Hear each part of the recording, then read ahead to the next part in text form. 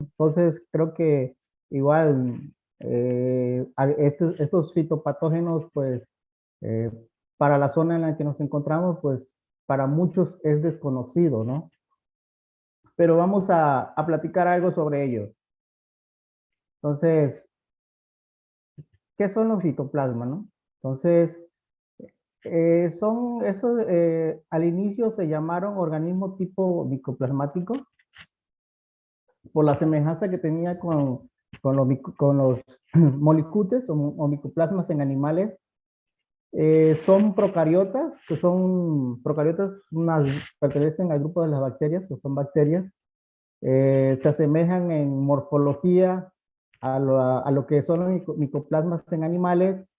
Que, pues, ¿qué significa molicutes? Molis es de un cuerpo blando, suave, y el cutis es piel. Entonces, como vamos a ver, aquí en esta imagen tenemos que estos fitopatógenos son unas bacterias de las gram positivas que no tienen una pared celular definida y que habitan en el floema de las plantas, ¿sí? Entonces, a diferencia de otras bacterias, de otro tipo de bacterias que también causan enfermedades en plantas, estas no pueden ser cultivadas, valga la redundancia, en un medio de cultivo como si pudiéramos cultivar una santomona o que causaría algún problema, una ralstonia que causa problema en banano, ¿no? Entonces, esa es una de las principales limitantes para el estudio de estas bacterias y que las diferencia de las bacterias eh, que la mayoría conocemos, ¿no? Entonces, esto, ¿cómo surge la parte de fitoplasma, no? Doy colaboradores en el 67 comenzaron a observar plantas con alguna sintomatología como amarillamientos, enanismos, perdón, escobas de brujas, y, y del 67 hacia atrás, muchos se plantearon preguntas, ¿no? ¿Qué está causando estos problemas en las plantas? Que al final de cuentas es cabe mencionar que las plantas que se infectan con fitoplasma prácticamente están desahuciadas, no tienen salvación, ¿sí? Están completamente, que en un lapso de un periodo van a decaer o van a morir. Entonces, como había plantas, encontrando plantas con estos síntomas, amarillamientos, enanismo, escobas de brujas, y que después de un cierto tiempo morían, bueno, algunos investigadores, bueno, ¿quién está causando estos problemas? Entonces, se dieron a la tarea algunos de buscar, algunos pensaron que eran virus, eh, hicieron algunos ensayos de transmisión con diferentes insectos que son los principales transmisores de virus, no lograban identificar la parte de los cuerpos característicos de virus. Entonces, en todas las búsquedas y cortes de tejidos vegetales en aquel entonces, empezaron a observar los cuerpos que eran unos cuerpos polimórficos. Es decir, no tienen una forma definida, pueden ser alargados, pueden ser formas de pera, pueden ser redondos, pueden ser largos. Entonces, y esa característica polimórfica es la que se las da porque son las bacterias que carecen sin pared celular, ¿sí? Entonces, ¿dónde habitan? Principalmente estos fitopatógenos eh, viven en los tubos cribosos del floema.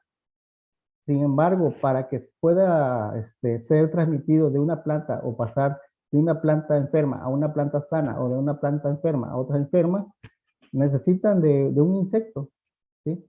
Un insecto. ¿Qué característica principal debe tener este insecto? Que se alimente del floema de las plantas, ¿sí? Entonces, ese sería el mecanismo en el que ellos pueden ser llevados de una planta a otra. En el insecto, los fitoplasmas se encuentran en los intestinos, en las glándulas salivares y en otros órganos. Sin embargo, para que el fitoplasma pueda ser transmitido, debe de cumplir cierto periodo de incubación dentro del insecto, después de que el insecto lo adquiere al momento de su alimentación, ¿sí? Entonces pasa un periodo, algunos hablan de un periodo de una semana, 15 días o hasta un mes, dependiendo del tipo de fitoplasma, ¿sí? Para que pueda ser capaz de ser transmitido a otra planta. Entonces, ¿cómo son? Son unos organismos autorreplicativos que tienen una fisión binaria, rodeados únicamente por una membrana plasmática trilaminal, son pleomórficos o rodeados de filamentos, ¿sí? Aquí algunas imágenes de algunos cortes visualizados con microscopio electrónico. Tenemos la forma como tipo de un bastón, algunos circulares, semicirculares. Entonces, esa es la característica pleomórfica que mantienen. Entonces, se van adaptando a las condiciones que tengan en la parte en el medio del floema o en los tubos tubosos. ¿Qué daños o síntomas producen? Como mencionábamos anteriormente, estos producen alteraciones en el desarrollo de las plantas que dan como resultado una serie de síntomas. ¿Y como cuáles serían? Serían, como tenemos en la imagen, de una vicaria, un Cantaranthus roseus, se observa una clorosis, una coloración amarilla, una presenta una filodia en los órganos florales, eh, eh, en la pera o en pera puede causarle un color rojo a lo que son las hojas, ya no estaríamos viendo verde, sino sería una coloración rojiza, tanto en las hojas como en la parte de las ramas, en los tallos, ¿sí? Y el diagnóstico actualmente se realiza principalmente con PCR, ¿sí? Algunas plantas pueden removerse los síntomas con algunas concentraciones o algunos dosis de antibióticos como la tetraciclina, ¿sí? Sin embargo, hay que tener mucho cuidado con este tipo de manejo para remover síntomas o para recuperar algunas plantas, ¿sí? En algunos otros tenemos virescencias en Cantaranthus roseus, tenemos las flores, que bueno, ya no son flores de colores, sino ya tienen tonos verdes. El enanismo en tomate, ¿sí? Tenemos aquí en esta imagen, tenemos un rebrote de una planta de tomate aparentemente sana y otra con el daño de fitoplasma, ¿sí? Que tiene unos enanismo en sus puntos apicales. Flores deformes, también es otra de los síntomas que produce. Cantaranthus roseus, estamos viendo que Cantaranthus roseus prácticamente es una planta modelo para este tipo de estudios o para este tipo de trabajo con fitoplasmas, ya que esta planta presenta o expresa casi toda la sintomatología que puedes estar produciendo un fitoplasma, dado que en otras especies de plantas los fitoplasmas causan un síntoma característico. Es decir, por ejemplo, en palmas, que es con lo que hemos estado trabajando aquí en el estado, principalmente coco, la característica principal es que causa un amarillamiento en sus foliolos, ¿sí? Y entonces no vamos a tener ahí una presencia de filodia o una virescencia en las flores, ¿sí? Hablando en palmas. Sin embargo, en Cantaranthus roseus, aquí como vemos en la foto, una sola planta puede presentar filodia, puede presentar virescencia, puede presentar como bitbud, es como unos hinchamientos en los tallos. También en la imagen de la parte derecha podemos ver algunos síntomas como escobas de brujas, ¿sí? ¿Qué otros daños? Pues, o sea, la declinación en los perales también es un problema muy grande en las zonas productoras de pera. ¿sí? En el clavel podemos tener también la presencia de filodias, se observa en sus flores, ¿sí? En tomate podemos tener enanismos, en limón o limas tenemos escobas de brujas, en uvas hay un gran problema en la parte de Europa, muchos viñedos están siendo arrasados prácticamente por un fitoplasma, por un grupo de fitoplasma en específico, y que es altamente dispersado por sus vectores que se encuentran en la zona. Tenemos aquí una imagen con la declinación de la cereza, pues, la muerte. Son plantas que están a escasos, a un periodo corto de que mueran. El amarillamiento letal de cocotero y también eh, bueno, me di la tarea de buscar una imagen de algún daño con respecto a palma de aceite, ya que la universidad se encuentra cerca de una importante zona productora de palma de aceite, ¿no? Entonces, también puede afectar, los fitoplasmas pueden llegar a afectar a las palmas de aceite, ¿no? Las manzanas, igual, los cultivos de manzanas no quedan fuera de estas amenazas. Tenemos otra imagen con lima, escoba de brujas y la coloración de hojas rojas en la pera. Sí, entonces, algunas otras características que tienen estos fitopatógenos, que sus genomas son muy pequeños. El tamaño de su cromosoma varía de 530 a 1350 kilopares de bases. Y debido a que no pueden ser aislados y cultivados in vitro, su identificación solo está limitado a nivel de biología molecular. Entonces, referente a la detección, identificación y la clasificación de estos citoplasmas, hasta antes de los 90, era todo a base de microscopía electrónica, ¿sí? La amplificación del ADN por alguna región específica ya fue a partir de los 90, ya con todos los avances de la biología molecular, ¿sí? Entonces, ya con la PCR anidada, PCR en punto final, y con el apoyo de los RFLP, que son los polimorfismos de longitud de fragmento de restricción, fue que ya se permitió avanzar en la identificación y clasificación de citoplasma, ¿sí? Hay algunas técnicas como PCR tiempo real que nos permite cuantificar la concentración o qué cantidad de fitoplasma puede haber en una muestra que se tome de una planta enferma, ¿sí? Entonces, como decía, antes de los 90 la detección e identificación no fue tan precisa como lo es actualmente.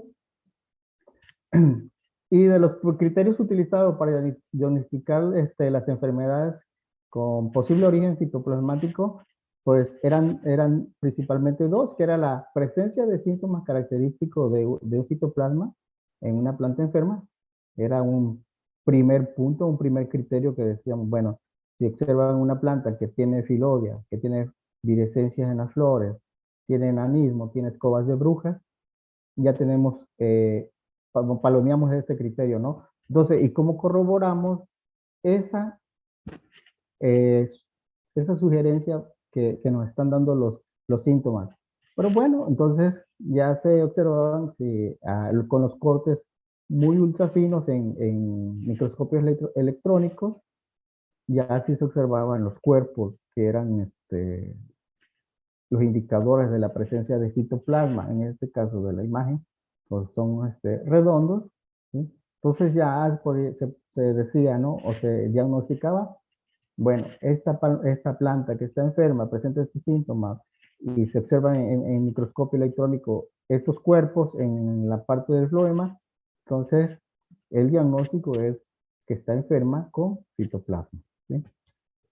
Sin embargo, ya en la parte, ya en los 90 ya con las cuestiones de los avances en la biología molecular, ya todo el sistema de clasificación e identificación y está basado en la secuenciación del gen ribosomal 16S, ¿sí? El cual es un gen para este tipo de bacteria que es altamente conservado. Sin embargo, entre diferentes grupos, que se le llaman grupos, este, existe una diversidad suficiente en el gen para poderlos clasificar. ¿Y qué es la región del gen que se utiliza para hacer esta clasificación? Pues se trabajan con unos primer universales oligonucleótidos que son el P1 y el P7. Estos son universales. ¿Qué quiere decir? Que en todos los citoplasmas que se encuentren hasta el momento,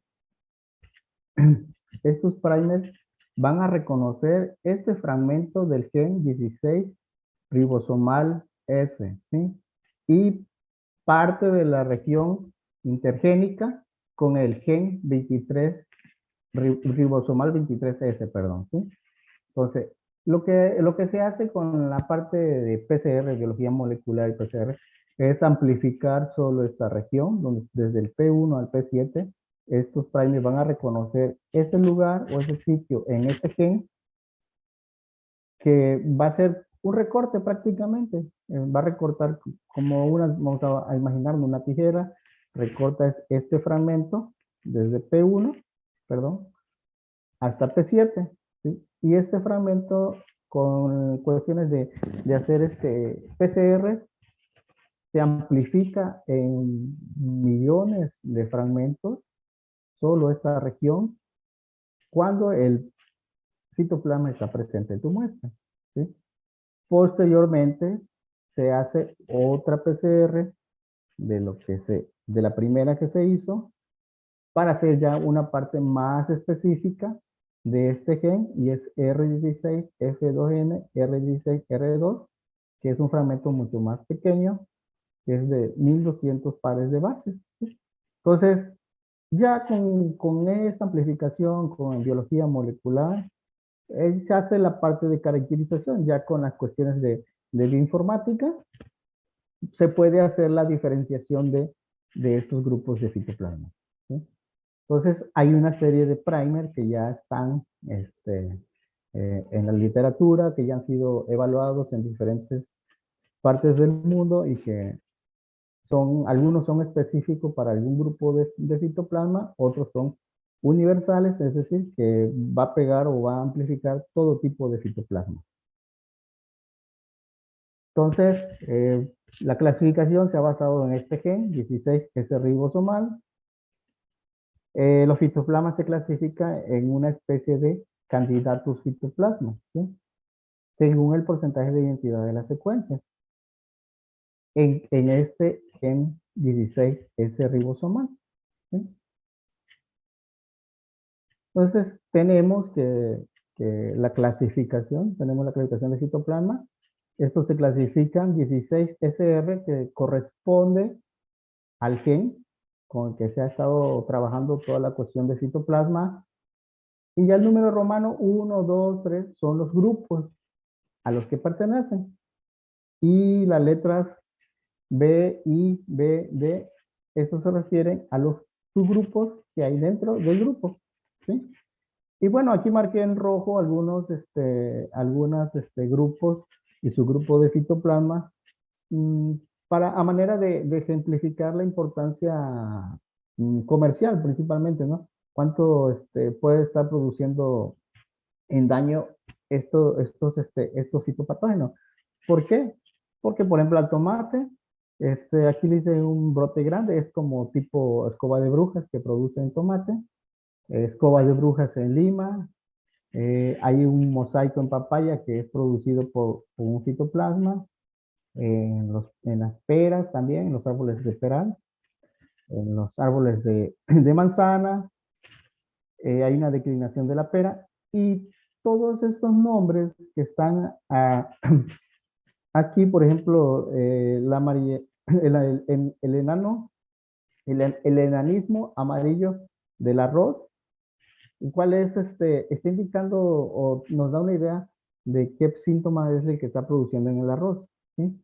Que es una planta muy pequeña, no desarrolla y que después produce un amarillamiento hasta que finalmente mueren. ¿Sí? Eh, También tenemos problemas a causa de fitoplasmas en las uvas, en los pastos, también caña de azúcar, papaya, en papa, y bueno, en lo que hemos estado trabajando aquí para el estado en coco. ¿Sí? ¿Y cuál sería, de manera general, el procedimiento para la identificación molecular de estos organismos?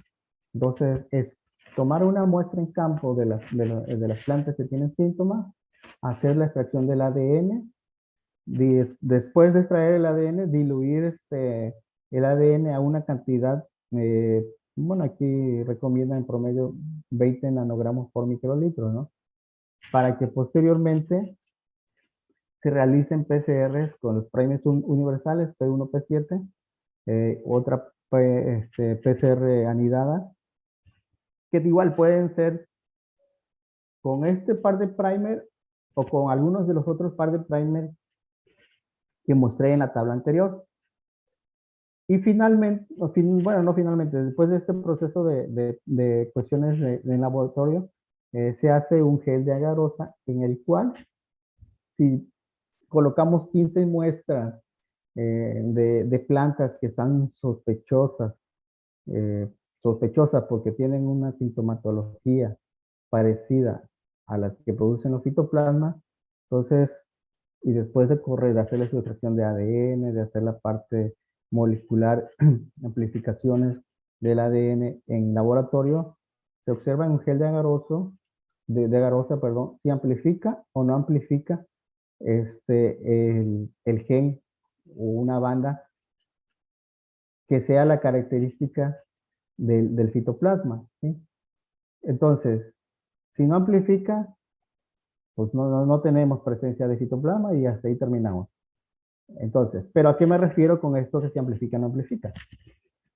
Si ven aquí, arriba de esta imagen oscura, estamos asemejando que es un gel de agarosa. Aquí en este son 17 muestras, cada uno del 1 al 17, 1, 2, 3, 4, 5, 6, 7, son 16 muestras. Entonces, con el gel de agarosa lo que se observaría serían estos rayitas blancas que estamos viendo, son las bandas o son las amplificaciones de los productos de PCR que hemos realizado con la parte de los primers, ¿sí? Entonces, si es positivo, lo positivo son los pocillos o los lugares o las líneas 1, 2, 3, 4 hasta la 12, ¿sí? Porque esas son las que tienen esta rayita o tienen estos amplicones, estos fragmentos o esto que nos está anunciando aquí esta fotografía, ¿sí? Sin embargo, lo que sería negativo es los que no presentan esas, esas amplificaciones, ¿sí? En este caso, del 13 al 17, ¿sí? Entonces, con esto aquí estaríamos diciendo, de la muestra 1 a la 12, tengo fitoplasma. En esas 12 muestras tengo fitoplasma. Pero en las muestras de las plantas 13, 14, 15, 16, 17, no tengo fitoplasma. Entonces, mi resultado aquí es negativo y me voy a la parte negativa y ya finalizo con esta muestra. Sin embargo, con las muestras que son positivas, lo que sigue es ya sea hacer una en laboratorio, a nivel de laboratorio o a nivel bioinformático, una, una digestión de enzimas, ¿sí? Que nos va a dar un patrón de banda. Y ese patrón de banda ya esté registrado para ciertos fitoplasmas a nivel molecular, ya es nada más compararlo y ver si son semejantes o no son semejantes para llegar a determinar qué fitoplasma, qué grupo de fitoplasma es con el que estamos trabajando. La otra parte con la que hemos trabajado y es un poco menos este, detallosa es la secuenciación. Entonces, tenemos las muestras positivas. ¿Qué hacemos? Preparamos y mandamos a secuenciar a algunos laboratorios. Aquí en México hemos trabajado con el Instituto de Biotecnología de la UNAM, ¿sí? Entonces hemos estado enviando con ellos a secuenciar nuestros productos positivos. No hacen la secuencia. Con esa secuencia ya a nivel bioinformático hacemos una comparación y ya identificamos a qué grupo o a qué subgrupo pertenece nuestros, nuestras muestras o nuestras secuencias que enviamos, ¿no? Entonces, ya en colaboración con el CICI, con el Colegio de Posgraduados, Campus Tabasco, y con la UJAT, hemos hecho algunos trabajos, principalmente en Palma, y hemos seguido parte de esta secuencia, ¿no? Que mostraba, por ejemplo, colecta del tejido de palma, que es con ayuda de un taladro. Identificamos palmas enfermas con síntomas, principalmente que tengan un amarillamiento en sus foliolos, en sus hojas, que tengan caída de frutos, que tengan inflorescencia necrosada. Y ya con ayuda de un taladro tomamos el acerrín del tallo principal, eh, guardamos en nevera con hielo y ya nos vamos al laboratorio, hacemos extracción del ADN, hacemos la cuestión de PCR anidada, hacemos nuestra electroforesis con geles de agarose, observamos las muestras que son positivas, se purifica con algunos productos comerciales y bueno, ya con el Instituto de Biotecnología ya mandamos a secuenciar, ¿sí? Analizamos las secuencias con algunos programas bioinformáticos que están en la red, que están libres. Algunos, como el IFI Classifier, ya aquí eh, es más sencillo esta plataforma. ¿Por qué? Porque lo único que hacemos es someter las secuencias que nos envía el Instituto de Biotecnología a esta plataforma y ya el programa o la plataforma nos va a arrojar a qué grupo de fitoplasma pertenece esta secuencia que estamos introduciendo, ¿sí? Y bueno, aquí algunas imágenes de los trabajos que hemos realizado en coco, algunos de los síntomas característicos, que es un amarillamiento en sus foliolos, hojas ya más viejas, más secas, las inflorescencias están necrosadas, completamente todas, y están sin fruto. Entonces, cuando empieza el problema en coco principalmente, una de las características de que está, o que nos puede inducir a que es fitoplasma y que está causando este síntoma en cierta palma, es la caída de todos sus frutos, ¿sí? Grandes, chicos, pequeños y apenas de formación, la planta se queda sin frutos, ¿sí?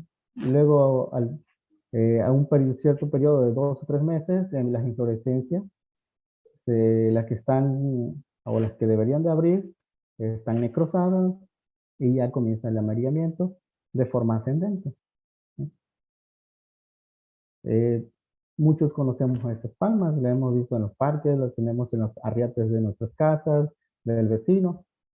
Pues también estas palmas han sido presa de estos citoplasmas, ¿sí? Entonces, algunas comienzan a tirar sus hojas más viejas, que van quedando la parte del tallo muy delgado hasta que termina el cogollo, o el cogollo, o la bandera, la hoja bandera, termina colapsando, se seca y colapsa, y también estas presentan algún necrosamiento y fluorescencia, ¿sí? Atalia butyracea, que es muy común en las zonas de los pastizales, ¿sí? También hay muerte de palmas por estos citoplasmas, ¿sí? Y bueno, esto sería lo que quisiera yo mostrarles, lo que hemos hecho y con lo que hemos estado trabajando.